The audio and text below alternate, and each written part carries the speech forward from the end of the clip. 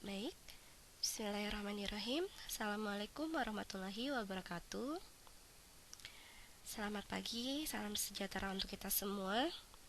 Alhamdulillah, dalam kesempatan kali ini kita bertemu kembali ya di mata kuliah Digital Transformation in Midwifery atau transformasi digital dalam kebidanan. Untuk pertemuan kali ini kita akan membahas mengenai etika pembelajaran daring dan luring di masa pandemi yang harapannya ini bisa adik-adik aplikasikan.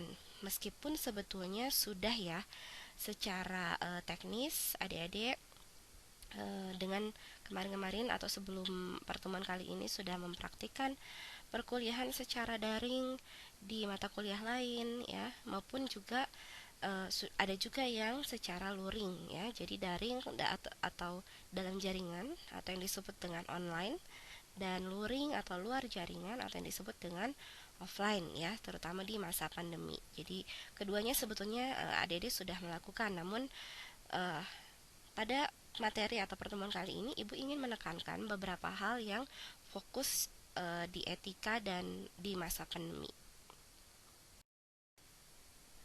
Ya, kalau kita ulang atau ingat-ingat kembali di awal ya masa pandemi ini, saat itu diumumkan oleh Presiden Jokowi bahwa ada kasus pertama ya COVID-19 itu di awal Maret 2020 lalu. Disitulah juga dimulai kita berkuliah atau kegiatan PBM ini secara online atau daring ya. Dan kemudian Indonesia secara langsung menghadapi masa pandemi.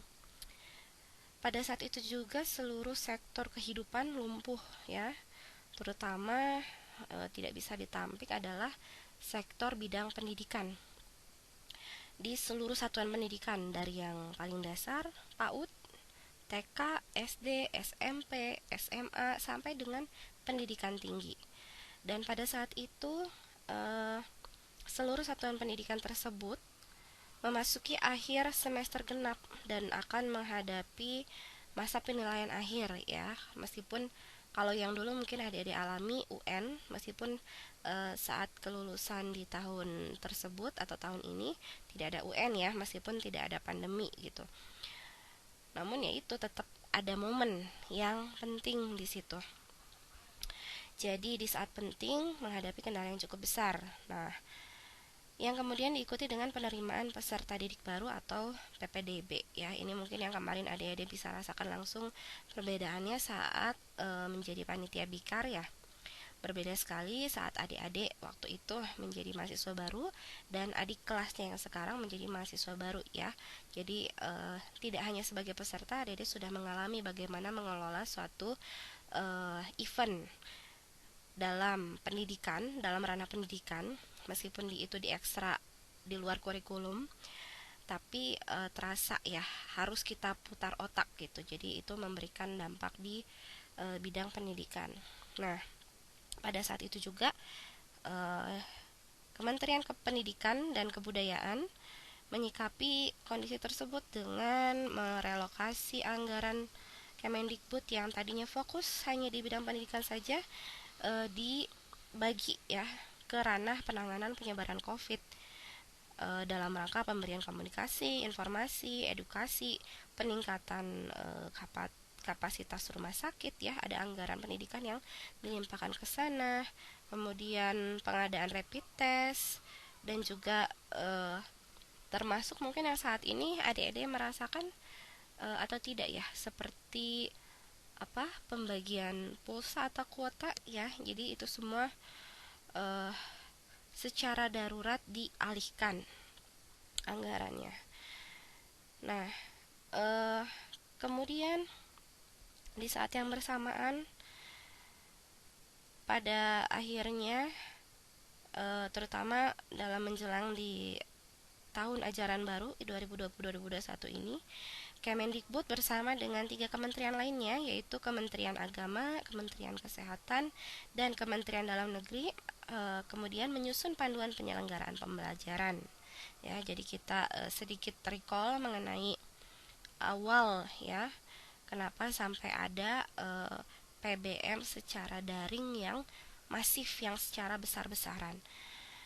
Nah, panduan ini dimaksudkan adalah untuk memberikan rasa aman, rasa nyaman, dan kondusif ya kepada masyarakat, terutama sebagai peserta didik dengan pembukaan satuan pendidikan untuk pembelajaran tatap muka atau luring. Jadi, adik-adik perlu diketahui bahwa ketika kita pada akhirnya menerapkan metode pembelajaran luring di masa pandemi ini itu sudah melalui proses yang sangat panjang ya, meskipun diupayakan diefektifkan dalam waktu yang sesingkat-singkatnya. Kita akan membahas dulu mengenai etika pembelajaran daring atau online. Nah, ada yang namanya dalam pembelajaran daring itu mengenal dua model interaksi ya, antara dosen dan mahasiswa. Seperti saat ini antara ibu dan adik-adik ya. Itu berdasarkan waktu proses pembelajaran yang disebut dengan sinkron atau sinkronos dan tidak sinkron atau non sinkronos ya. Nah, keduanya ini merupakan model interaksi yang dapat digunakan dalam pembelajaran secara keseluruhan ya, meskipun sangat tergantung dari beban SKS-nya. Ada prakteknya, ada yang hanya teori saja. Kalau yang teori saja kemungkinan besar ini bisa dipraktekkan atau diaplikasikan di seluruh pertemuan ya. Nah, ini adalah contoh interaksi sinkron ya. Adik-adik sudah sangat lumrah, ibu rasa sudah sangat familiar dengan berbagai aplikasi video conference mulai dari Google Meet, Zoom, mungkin ada juga yang menggunakan Webex ya, Skype ibu rasa sudah jarang yang menggunakan, dan masih banyak aplikasi lainnya. Kemudian ada juga yang sinkron itu diskusi online terjadwal.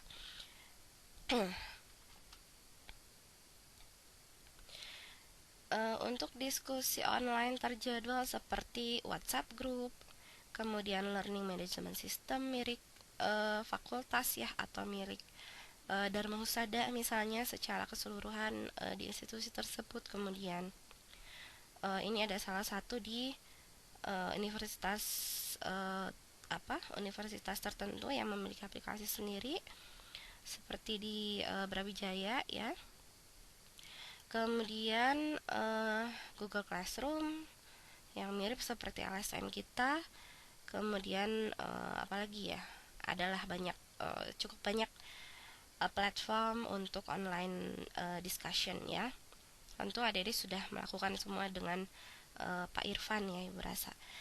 Nah, pembelajaran daring ini menuntut sekali mahasiswa untuk belajar mandiri, dan juga berkaitan dengan hal tersebut ya, dosen juga dituntut menyiapkan materi sebagai guideline bagi adik-adik dalam belajar.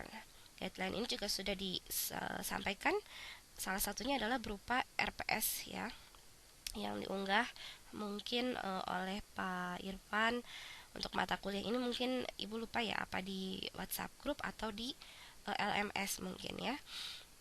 Nah, kemudian contoh interaksi tidak sinkron. Contohnya sebetulnya platformnya bisa jadi sama, hanya yang membedakan kalau yang di interaksi sinkron ini praktiknya atau proses diskusinya dilakukan secara live. Sebetulnya ibu juga dulu pernah melakukan dengan adik-adik di mata kuliah KKPK 2.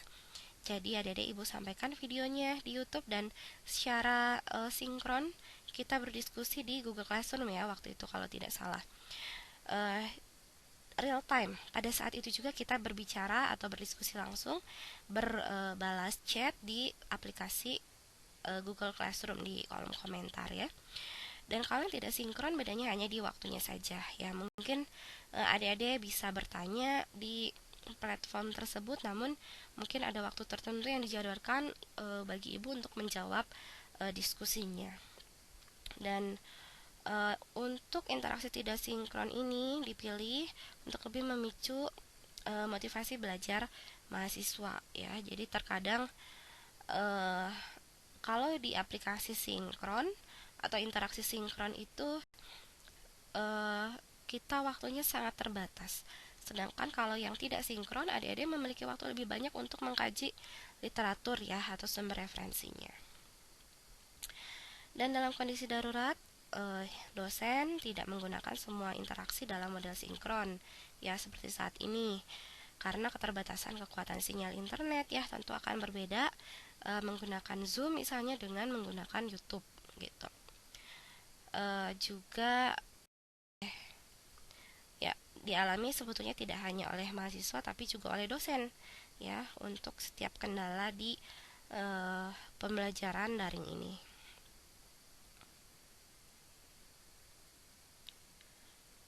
Selanjutnya dalam pembelajaran daring ini dosen menghindari durasi video conference yang terlalu lama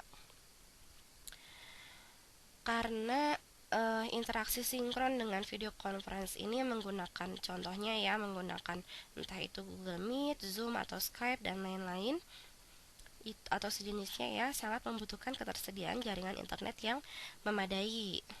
Kemudian selain itu juga Vicon ini atau video conference ini membutuhkan kuota internet yang lebih banyak dibandingkan dengan menggunakan interaksi dengan teks misalnya ya. Atau teks itu seperti chat di Google Classroom, di WhatsApp Group dan sejenisnya. Kemudian interaksi sinkron ini dengan Vicon khususnya dilakukan dalam rangka pendalaman materi ya yang tidak dapat dijelaskan dengan materi teks ya. Jadi akan berbeda kalau ibu menyampaikan hanya teksnya saja dan dengan secara interaksi ya atau dua arah. Namun tetap dengan durasi yang tidak terlalu panjang. Kemudian interaksi sinkron ini juga dilaksanakan pada jam kuliah yang telah ditentukan ya. Jadi kalau kita mau video conference tentu akan mengatur jadwalnya, nggak akan yang seperti ibu upload materinya bisa ada diakses kapan saja. Tidak seperti itu. Karena membutuhkan keterlibatan dua belah pihak. Ya. Dan itu juga untuk menghindari resiko bentrok dengan mata kuliah lain.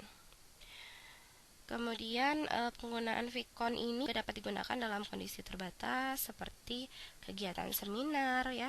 Maksud seminar ini seperti sidang LTA, ujian LTA dan sejenisnya serta pada kondisi darurat seperti saat ini. Ya, kemudian sangat disadari bahwa dalam kondisi darurat seperti saat ini baik dosen maupun mahasiswa itu memiliki kendala yang kurang lebih sama ya dalam pembelajaran daring. Nah, terutama dalam hal mencapai tujuan pembelajaran karena eh,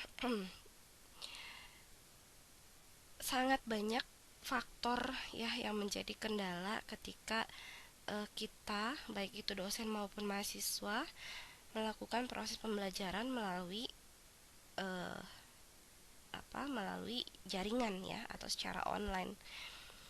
Hal-hal tersebut, kendala-kendala tersebut yang akhirnya eh, menyebabkan tujuan pembelajaran tidak tercapai secara optimal ya seperti yang diharapkan. Jadi mungkin yang harapannya atau yang biasanya secara tatap muka atau luring itu bisa tercapai 90 sampai 100% misalnya tujuan pembelajaran oleh mahasiswa. Tapi dengan metode daring ini yang tercapai bisa sangat merosot ya, sangat sedikit prosentasenya, bisa setengahnya. Maksimal mungkin 80% juga sudah baik gitu ya. Jadi ya itulah kendala dalam pembelajaran daring ya untuk mencapai tujuan pembelajaran.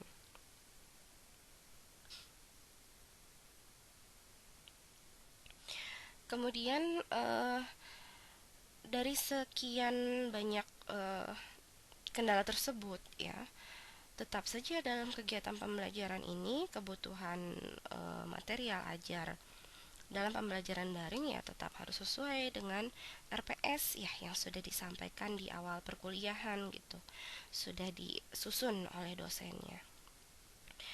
Jadi RPS ini merupakan pegangan utama dalam membuat materi ajar oleh dosen ya dalam pembelajaran daring sebagaimana kegiatan tatap muka yang sebelumnya telah dilakukan atau yang biasa dilakukan seharusnya.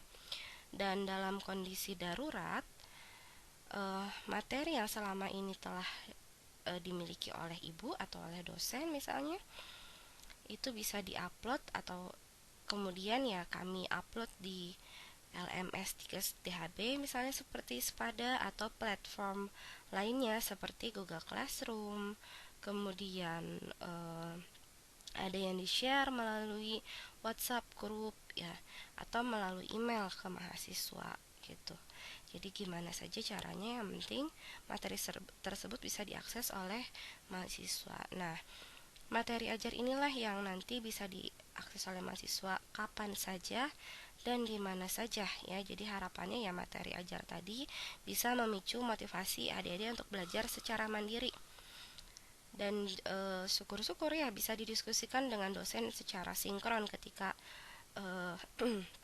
momen tersebut bisa kita lakukan gitu. Ataupun ya tidak sinkron kalau misalnya ada kendala teknis ya. Jadi silakan adik-adik bisa lebih partisipatif lagi dalam bisa mencapai tujuan pembelajaran ya. Jadi bisa memicu motivasi dalam artian yaitu ya pun misalnya tidak dilakukan secara sinkron karena adik-adik tidak paham atau mungkin kepepetnya besok mau UTS atau UAS ya meskipun itu bukan satu harapan yang ideal ya, tapi pun misalnya ya adik-adik harus memahami itu ya adik-adik bisa mengakses sendiri referensi lainnya ya, kemudian yang memang tanda kutip mentok ya bisa didiskusikan dengan dosennya ya. Jadi terpicu oleh materi ajar yang sudah diupload di atau di-share di platform learning management sistemnya. Selanjutnya etika komunikasi pembelajaran daring ya atau online. Yang pertama adalah kejujuran. Kejujuran ini sebetulnya diterapkan tidak hanya oleh mahasiswa ya, tapi oleh segenap sivitas akademika, tenaga pendidik, tenaga kependidikan, dosen, staf administrasi, juga termasuk mahasiswa dan tenaga profesional lainnya di kampus tersebut. Ya, jadi semuanya menjalankan kejujuran dalam semua komunikasi ilmiah. Ya, kalau komunikasi ilmiah ini ya artinya segala proses dalam rangka pembelajaran, kemudian tugas ya, yang berkaitan dengan kegiatan ilmiah ya, termasuk pembelajaran tadi. Nah, semuanya berupaya untuk menjalankan kejujuran. Salah satunya yang terpenting adalah dalam rangka mencapai tujuan pembelajaran. Kemudian berintegritas ya.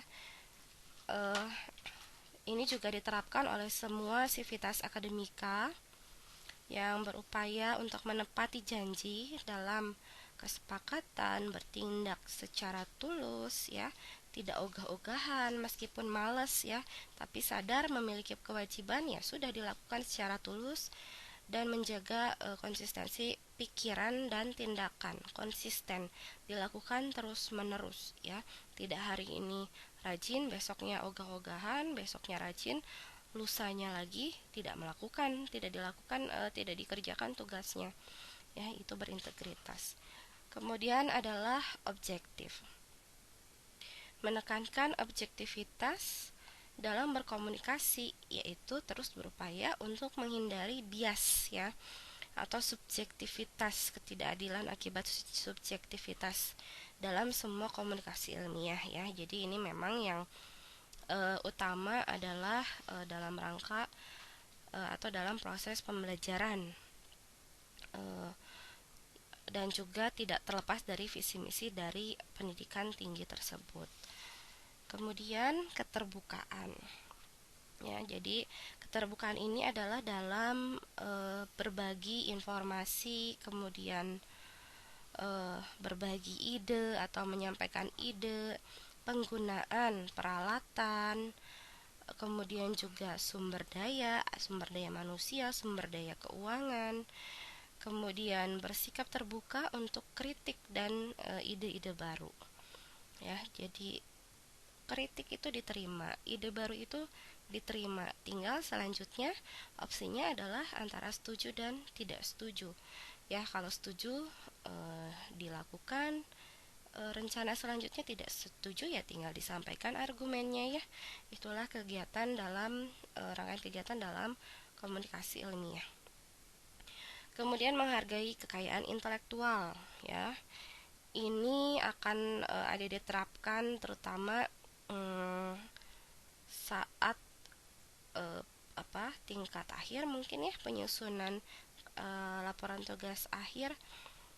Jadi menghargai paten dan hak cipta serta segala bentuk kekayaan intelektual lainnya ya. Jadi ada produk milik orang lain, baik itu laporan ilmiah, hasil penelitian, kemudian proses penelitian yang dilaporkan, kemudian ada produk dari hasil penelitian misalnya yang diciptakan oleh orang lain, itu sedikit atau banyak tidak boleh diakui oleh kita ya. Apapun yang kita gunakan, yang kita ya gunakan untuk menjadi kontribusi di dalam tugas kita, itu kita cantumkan sumbernya, referensinya. Kemudian memberikan pengakuan informasi ilmiah, itu tadi ya, pengakuan bahwa ini adalah milik orang lain dan kita cantumkan pemilik aslinya ya, yang kita kutip. Kemudian kejelian ya, ini yang susah-susah gampang. Jadi menghindari kesalahan dan kecerobohan serta kelalaian ya. Selalu hati-hati dan kritis memeriksa karya sendiri dan pekerjaan orang lain. Ini versi menghargai kekayaan intelektual untuk diri kita sendiri ya. Jadi kalau sedikit saja kita tidak jeli ya, jadi kita sudah merasa mengerjakan tugas dengan benar, mengambil mencari sumber referensi, kemudian struktur atau detail dari penugasan yang sudah kita lakukan, kemudian kita sudah menghabiskan waktu dan tenaga. Tapi kalau semuanya kita mengandalkan rasanya sudah tanpa kita cek ulang kembali, misalnya ternyata ada human error yang dilakukan ketika pengetikan atau ketika menyimpan file ya, kemudian baru sadar ketika nilainya tidak sesuai dengan harapan. Ketika di cross check kembali ternyata betul di situ ada kelalaian atau kecerobohan atau ketidakhati-hatian dari adik-adik saat membuat tugas ya, formatnya tidak sesuai dengan perintah atau ada kesalahan lainnya yang hanya disebabkan oleh kelalaian ya. Jadi kejelian ini tidak kalah penting. Etika lainnya adalah tidak diskriminatif ya. Ini terkadang juga ada yang tidak bisa menyadari hal ini. Jadi menghindari diskriminasi terhadap sesama rekan mahasiswa atas dasar jenis kelamin, ras, etnis, atau faktor lainnya yang tidak berhubungan dengan kompetensi ilmiah dan integritas. Jadi ada yang merasa saya memiliki potensi dalam menggunakan atau mengoperasikan Microsoft Word, PowerPoint atau sebagainya, sehingga misalnya dalam kerja kelompok secara online ini semua hal dikerjakan sendiri misalnya, itu sebetulnya salah satu bentuk diskriminasi. Kemudian juga merasa lebih cantik atau merasa lebih tinggi secara sosial dan ekonomi, sehingga mendiskreditkan teman-teman yang mungkin secara status sosial lebih sederhana, secara fisik mungkin berbeda ya. Kemudian juga tidak menganggap opini teman lain, pendapat dari atau masukan dari teman-teman lain, karena merasa dia IPK-nya lebih rendah dari saya gitu misalnya ya. Jadi itu tidak sepantasnya dilakukan, dan terutama dalam kondisi saat ini pembelajaran daring. Kemudian menghormati sesama sivitas akademik, tidak hanya hormat kepada dosen saja, tapi tidak hormat kepada misalnya tenaga kependidikan lainnya. Ya, itu juga tidak diperkenankan. Menjaga kerahasiaan, melindungi rahasia komunikasi, ya, bahan pembelajaran untuk proses pembelajaran. Kemudian bertanggung jawab dalam publikasi. Untuk memajukan pendidikan, maka perlu bertanggung jawab atas kompetensi yang dimilikinya dan menghindari publikasi yang tidak manfaat atau duplikatif. Ini tadi plagiarisme ya, jadi copy paste dari tugas orang lain, makalah orang lain, dikiranya dosennya misalnya nggak tahu gitu ya, padahal sangat mudah untuk memeriksa konten plagiat ya. Jadi mohon berhati-hati ya, pada akhirnya nilainya tidak sesuai dengan yang diharapkan atau Kemudian harus partisipatif, inisiatif ya, berpartisipasi aktif dalam pembelajaran daring, mengerjakan tugas terstruktur yang diberikan oleh dosen. Tidak jarang ibu mendapatkan keluhan dari beberapa mahasiswa yang menyampaikan kalau Bu, saya sebaiknya tugasnya individu saja deh gitu, karena kadang teman-teman alasan tidak bisa make PowerPoint, nggak bisa ngerekam video, nggak bisa mengconvert file misalnya ya. Jadi saya capek sendiri gitu, dari mulai mencari bahan sampai dengan presentasi gitu. Kadang ada teman-teman yang tidak kooperatif, kemudian malah saya yang capek, saya yang nilainya kurang. Nah, ini sangat merugikan ya. Jadi kalau tidak partisipasif, kalau merasa tidak bisa, ya mencari tahu apa yang bisa kita lakukan dengan potensi kita. Jangan langsung bilang enggak dan ogah-ogahan ya, apalagi main watak gitu. Jadi apa yang bisa kita bantu kita lakukan. Kemudian ini perkenalan ya, saling memperkenalkan, menyapa dengan sopan dan santun, terutama untuk yang belum seberapa dekat.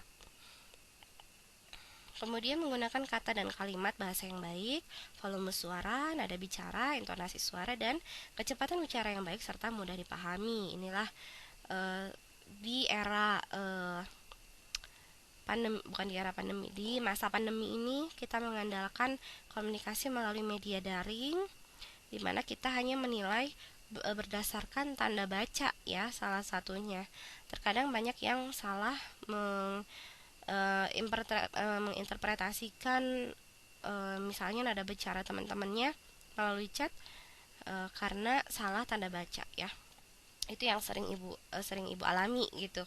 Bagaimana ketika pada akhirnya mahasiswa dimarahi oleh dosennya hanya karena itu tadi, salah menggunakan tanda baca atau kata-kata lainnya. Kemudian itulah pentingnya kita berkomunikasi dengan beretika dengan baik ya, untuk menghindari salah satunya ini, salah sangka, salah persepsi.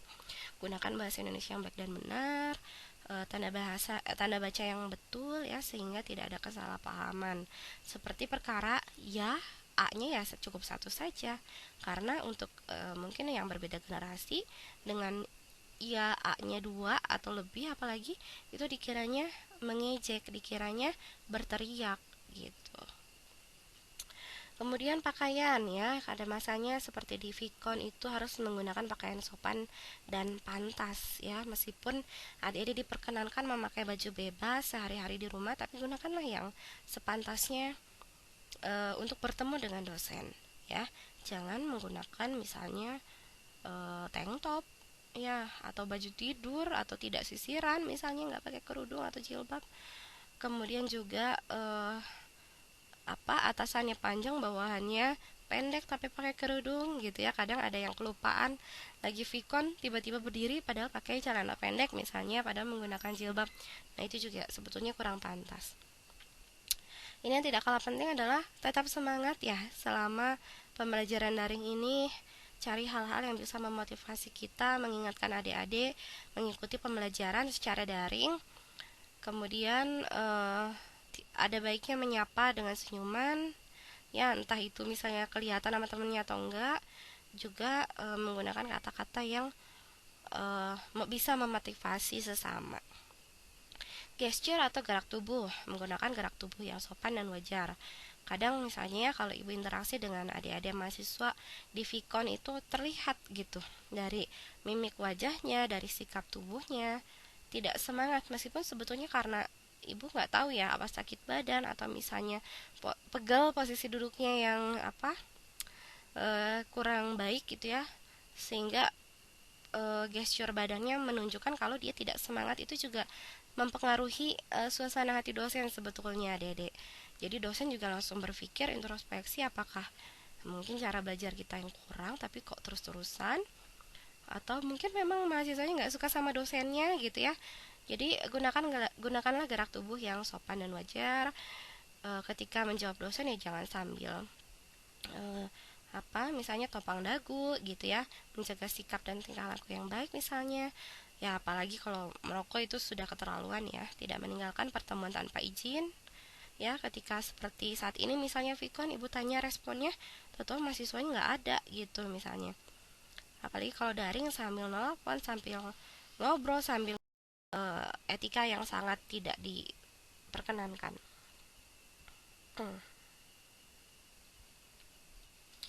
Selanjutnya proses pembelajaran daring.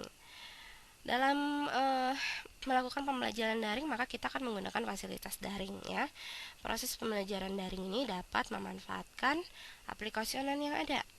Yang mana yang bisa diakses dari yang paling mudah, seperti WhatsApp Group, kemudian LMS seperti Spada, Google Classroom misalnya seperti yang ada di Google Meet untuk Vicon atau Zoom dan sebagainya. Ya, jadi kita bisa memilih aplikasi yang efektif, yang mudah ya, dan bisa mendukung dalam kegiatan belajar dan mengajar, dan untuk berinteraksi secara daring.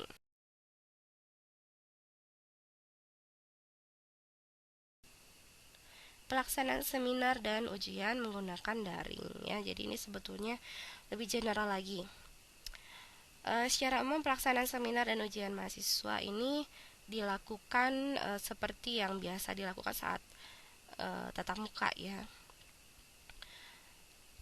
Jadi hal ini menggantikan modus tatap muka dengan metode online atau daring. Nah, hal-hal yang perlu diperhatikan adalah dokumen ujian ya, harus sudah diterima oleh tim penguji. Ini kita nggak pernah tahu ya adik-adik, pandemi ini sampai kapan, ataupun pandemi tidak ada, bisa saja metode daring ini masih terus diaplikasikan. Jadi contohnya ketika mau sidang ya, atau mau ujian, atau mau yang lebih sederhana, mau presentasi makalahnya, itu harus sudah ada di dosen sebelum hari presentasinya. Seminar, ujian atau presentasi dapat dilakukan dengan menggunakan video conference ya, karena ini harus dua arah. Dalam pelaksanaannya, kalau yang menggunakan moderator, tugasnya adalah mengordinir keterlibatan seminar daring. Dengan moderator itu meminta semua peserta untuk mematikan mic-nya dengan menggunakan mode mute kecuali yang ditunjuk oleh moderator. Dan sebaliknya, kalau harus mengaktifkan kamera ya harus diaktifkan ya. Penggunaan scan tanda tangan untuk beberapa dokumen yang membutuhkan tanda tangan itu harus seizin dan sepengetahuan dosen yang bersangkutan.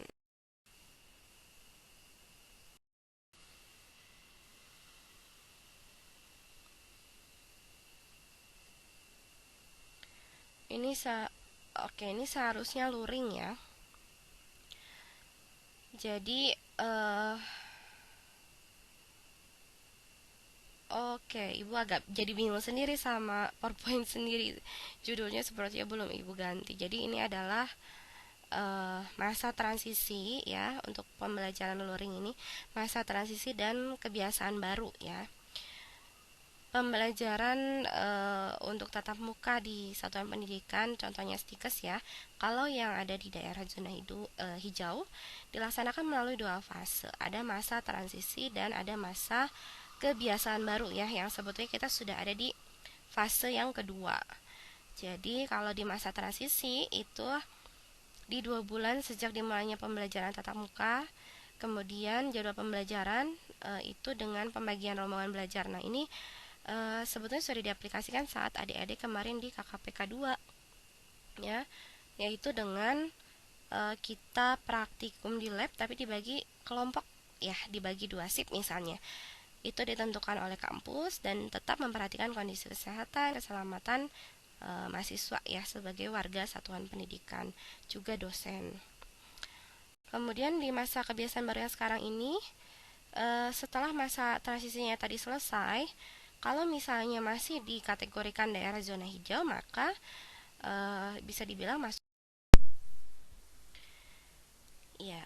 eh, Bagi orang tua atau wali ya, eh, ini diperkenankan bagi satuan pendidikan yang sudah memulai pembelajaran tatap muka yang berada di zona hijau, orang tua atau walinya diperkenankan untuk memilih ya, apakah mau melanjutkan belajar di rumah atau BDR, atau misalnya mau melanjutkan atau mengikuti pembelajaran tatap muka di kampus ya, di satuan pendidikan kalau zonanya hijau ya. Sebetulnya ini sudah diterapkan tidak hanya di pendidikan tinggi tapi juga sudah mulai di pendidikan dasar. Jadi siswanya atau mahasiswa di pendidikan tinggi itu sudah mulai blended learning namanya ya. Kita uh, offline dan online, sudah bisa offline juga, namun tetap dengan persetujuan orang tua. Nah, untuk beberapa hal uh, kita akan membutuhkan inform consent ya kalau ke, uh, kalau untuk pasien yang biasa bidan lakukan gitu. Namun ini dilakukan kepada orang tua, termasuk ketika akan praktek di lahan praktek ya, baik itu rumah sakit, puskesmas dan sebagainya. Jadi hal-hal yang memang urgent harus dilakukan secara offline gitu, kita lakukan dengan persetujuan orang tua. Kemudian prosedur pembelajaran tatap muka di satuan pendidikan yang berada di daerah zona hijau. Pembelajaran tatap muka di kampus yang berada di zona hijau ini harus dilakukan dengan protokol kesehatan ya yang ketat dan termonitor. Ya, ini juga harus memudayakan perilaku hidup bersih dan sehat dalam rangka pencegahan dan pengendalian COVID-19 ya, dengan menggunakan prosedur, yaitu yang pertama perihal waktu mulai paling cepat. Waktu mulai paling cepat untuk masa transisi sudah berlaku di bulan Juli lalu 2020. Namun ini sesuai dengan kesiapan masing-masing satuan pendidikannya atau institusinya. Kemudian di masa kebiasaan baru ini, pendidikan sudah dimulai pada saat bulan September juga tahun 2020 ini. Kemudian untuk uh, prosedur perihal kondisi kelas ya. Untuk kondisi kelas untuk masa transisi maupun masa kebiasaan baru itu harus diberlakukan jaga jarak atau physical distancing minimal 1,5 meter dan maksimal 18 peserta didik setiap kelasnya ya. Kemudian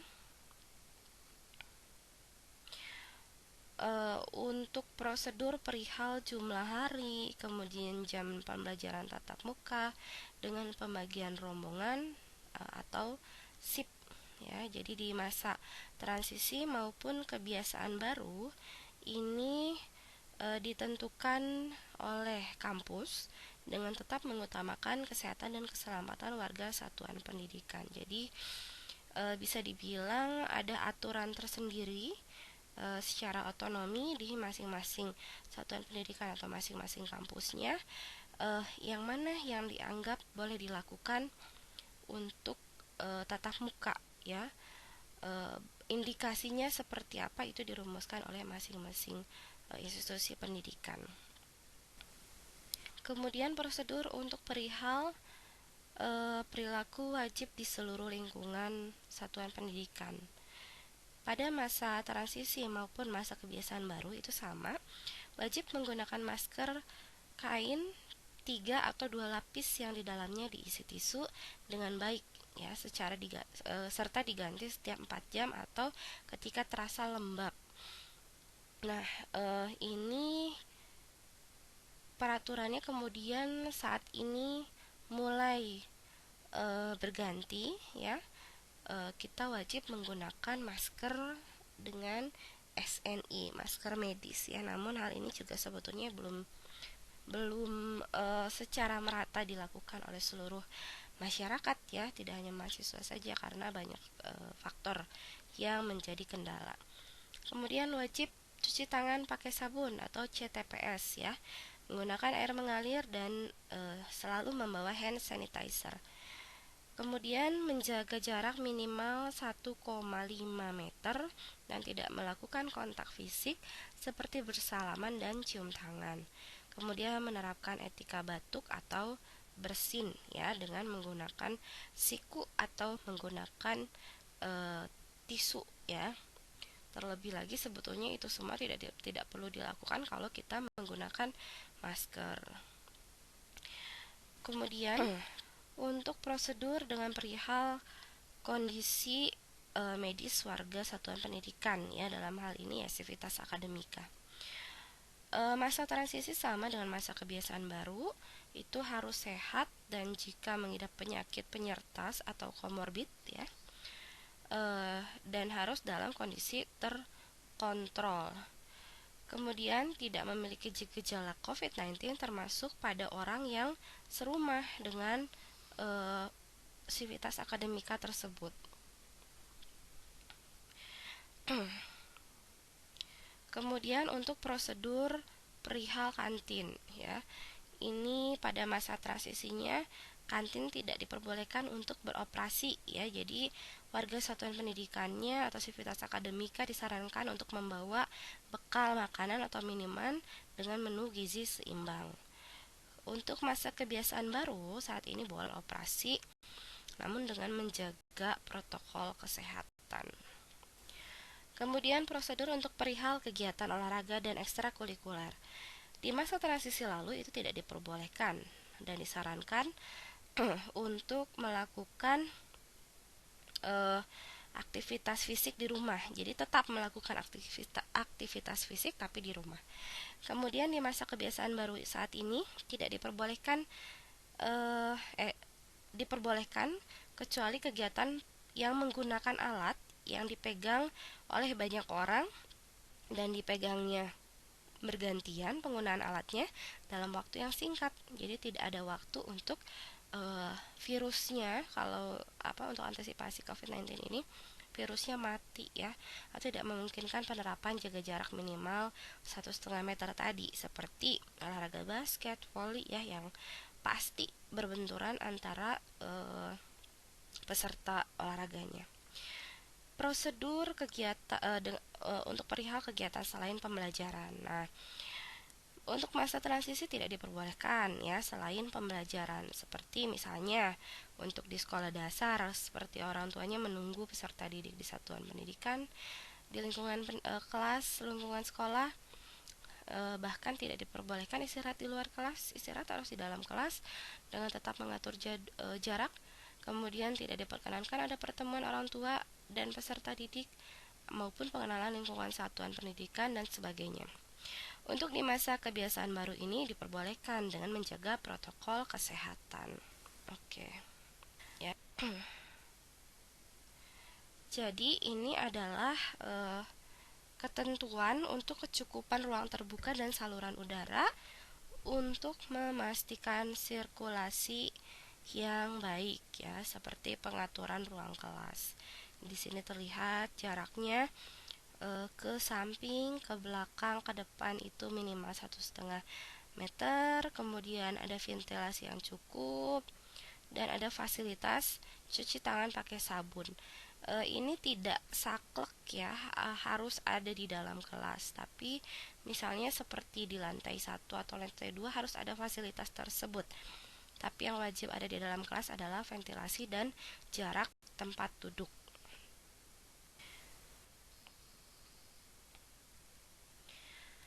Ketentuan khusus lainnya adalah melakukan pengaturan lalu lintas ya. Jadi ini bukan, malah ibu ketawa duluan ya. Ini bukan lalu lintas jalan raya ya, tapi seperti koridor atau lorong atau bahkan tangga ya.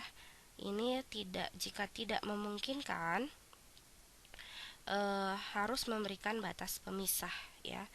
Jadi seperti di lorong itu harus satu arah, tidak boleh ada yang berpapasan.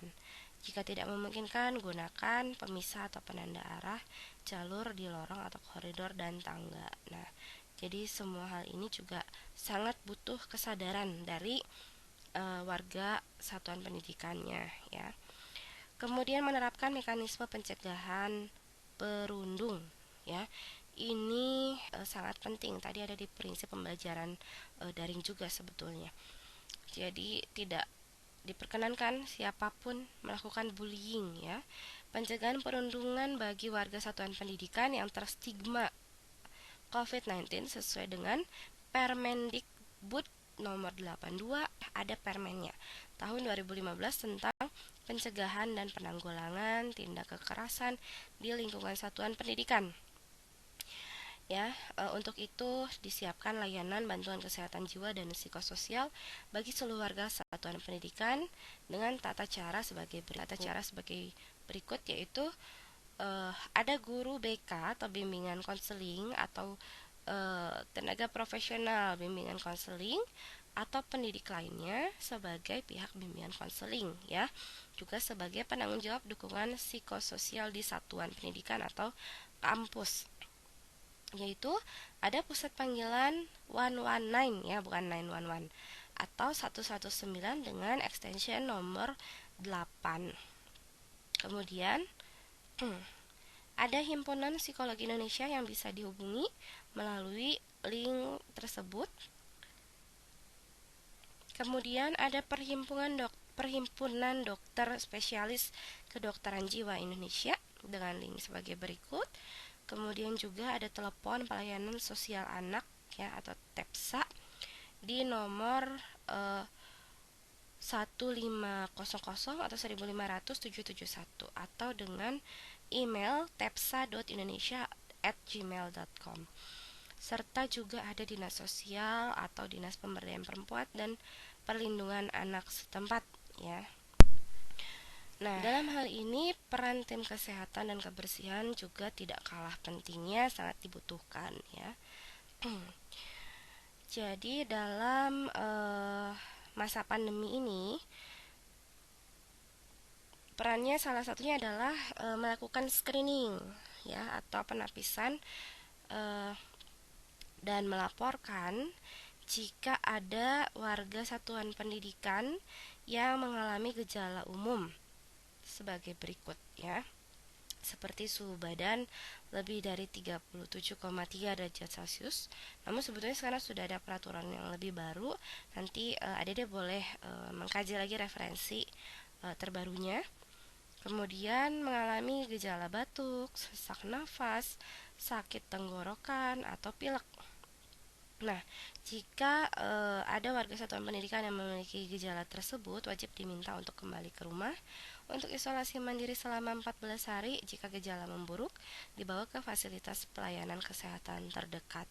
Jika sudah dilakukan pemeriksaan secara medis dan didapatkan hasil sebagai konfirmasi bahwa yang bersangkutan tidak mengalami atau gejala yang dialami bukan lagi COVID-19, maka dipersilahkan atau diperkenankan untuk melanjutkan kegiatan di kampus dengan protokol kesehatan. Kemudian, jika teridentifikasi ada riwayat kontak dengan orang yang terkonfirmasi positif COVID-19, maka prosedurnya adalah menghubungi orang tua atau wali atau narahubung darurat agar membawa ke fasilitas pelayanan kesehatan terdekat ya. Jadi kampus juga tim kesehatannya sudah bekerja sama dengan atau instansi pelayanan kesehatan terdekat sesuai dengan prosedur yang berlaku ya, untuk setidaknya melaporkan dan melanjutkan tindakan medis selanjutnya. Melaporkan kepada kepala satuan pendidikan juga itu harus dilakukan.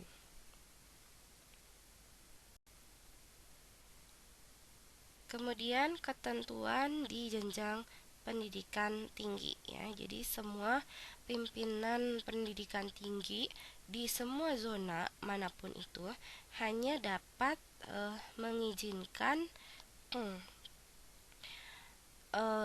aktivitas mahasiswa di kampus jika memenuhi protokol kesehatan ya. Kemudian kebijakan yang akan dikeluarkan Direktur Jenderal terkait untuk kegiatan yang tidak dapat digantikan dengan pembelajaran daring ya. Jadi pimpinan pendidikan tinggi dalam hal ini ketua Stikes misalnya ya, termasuk ketua ya pimpinan lainnya, kepala bagian, kepala unit dari level yayasan juga, hingga ketua program studi ya. Jadi hanya boleh mengizinkan aktivitas mahasiswa di kampus atau tatap muka jika memenuhi protokol kesehatan dan juga kebijakan yang berlaku ya, yang ditetapkan oleh Dirjen Dikti ya, dalam hal ini sebagai Direktur Jenderal terkait untuk kegiatan yang tidak dapat digantikan tentunya, seperti seperti penelitian ya yang harus dilakukan di laboratorium, seperti untuk skripsi, tesis, dan disertasi atau laporan tugas akhir, juga tugas laboratorium praktek ya yang kemarin kita sudah lakukan baik di masa transisi maupun di masa kebiasaan baru. Kemudian untuk mata kuliah teori kita lakukan secara daring. Untuk yang praktik sedapat mungkin daring ya, seperti misalnya waktu ibu sampaikan demonstrasi melalui video. Kemudian dalam hal pencapaian kompetensi mata kuliah tertentu ya yang tidak dapat dicapai secara daring, maka akan dilakukan di akhir semester. Seperti untuk di pendidikan kebidanan ini tetap ada yang harus ada dilakukan secara praktik, seperti ujian praktik, kemudian nanti praktik kepada pasien, itu nanti secara darurat kurikulumnya dirubah, maka dilakukan di akhir ya. Seperti kemarin kita tunda dulu untuk praktik KKPK-nya di rumah sakit, kita akan alihkan di periode selanjutnya. Apabila diperlukan untuk hadir di laboratorium, maka wajib menerapkan protokol kesehatan. Perlu kita menggunakan. Baik adik-adik, ibu rasa cukup sekian untuk materi mengenai etika ya, etika pembelajaran daring dan luring di masa pandemi. Jadi kita tidak tahu sampai kapan pandemi ini akan berlangsung ya. Pun syukur alhamdulillah kalau pandemi segera berakhir dalam waktu dekat ini. Ibu rasa kita sudah masuk di era transformasi digital ya, yang meskipun tanpa COVID lagi nanti, tanpa pandemi lagi, ibu rasa kita akan tetap ada hal-hal yang dilakukan dalam proses pembelajaran itu, misalnya secara daring ya. Apalagi sebetulnya meskipun ini merupakan disrupsi atau gangguan, tapi kita tidak menafikan bahwa banyak juga manfaat yang kita rasakan ya Meskipun kita harus beradaptasi dengan banyak hal, tapi dengan segala adaptasi tersebut kita bisa mengefektifkan atau mendapatkan manfaat lainnya. Itu saja, semoga bermanfaat. Sebelumnya Ibu mohon maaf karena suaranya belum pulih ya, masih ada sedikit uh, agak sedikit kurang sehat, tapi mudah-mudahan itu tidak mengurangi esensi dalam perkuliahan di pertemuan kali ini. Untuk itu sampai jumpa kembali di pertemuan selanjutnya, dan kita akan lanjutkan diskusi secara uh, secara sinkron maupun non sinkron. Terima kasih semua. Untuk pertanyaan juga akan kita lanjutkan di platform lain. Terima kasih, selamat bertugas atau melanjutkan tugas dan pembelajaran lainnya. Assalamualaikum warahmatullahi wabarakatuh.